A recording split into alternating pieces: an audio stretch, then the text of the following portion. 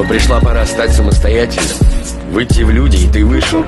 Но где-то, по ходу дела, изменился, перестал быть собой. И ты позволил другим тыкать в тебя пальцем и говорить: ты ни на что не годен.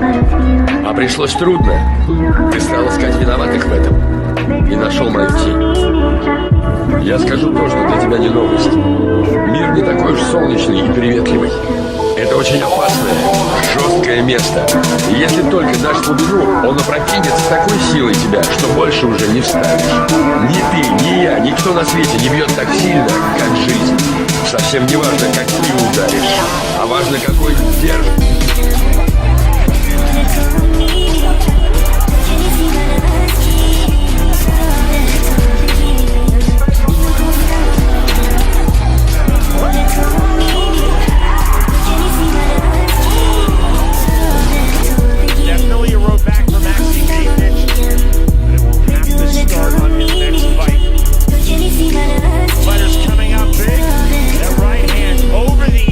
On the temple, dropping Maxime Deepnich around number one.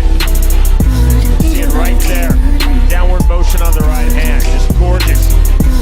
There was the counter right hand, and that absolutely froze Ulu.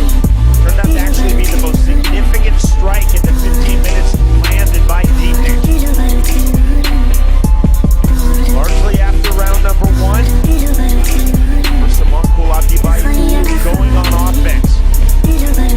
Lateral movement, forward movement, landing big hard shots like that left hand.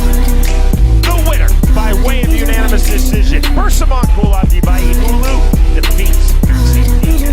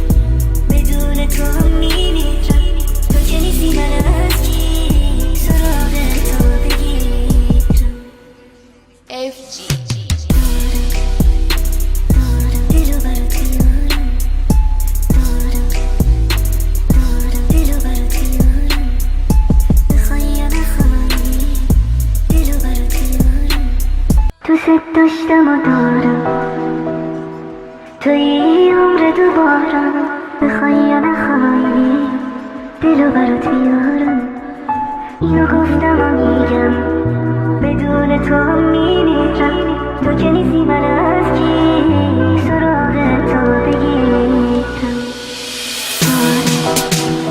آره دلو برات بیارم آره دلو برات بیارم بخوای نخوایی دلو برات بیارم اینو گفتم و میگم بدون تو میمیرم تو که نیستی من از کی سراغ تو بگیرم اینو گفتم و میگم بدون تو میمیرم تو که نیستی من از کی سراغ تو بگیرم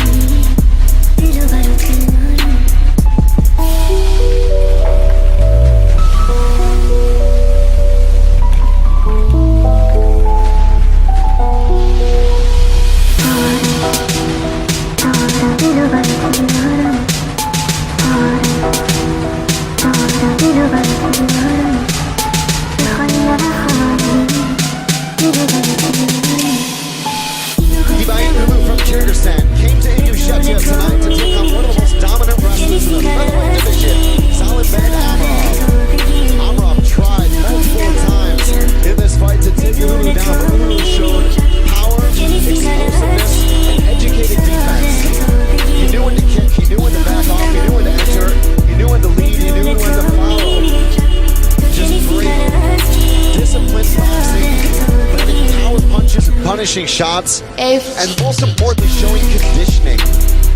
Amarov, tons of commitment to those different takedown techniques, single legs, double legs. But Ulu was able to escape, was able to punish, and was able to outlast and survive. Amarov has made many a fighter look average in the wrestling game, but Ulu had the antidote, he had the game plan, he had the right strategy, and most importantly, he was able to keep that up for 15 hard-fought minutes.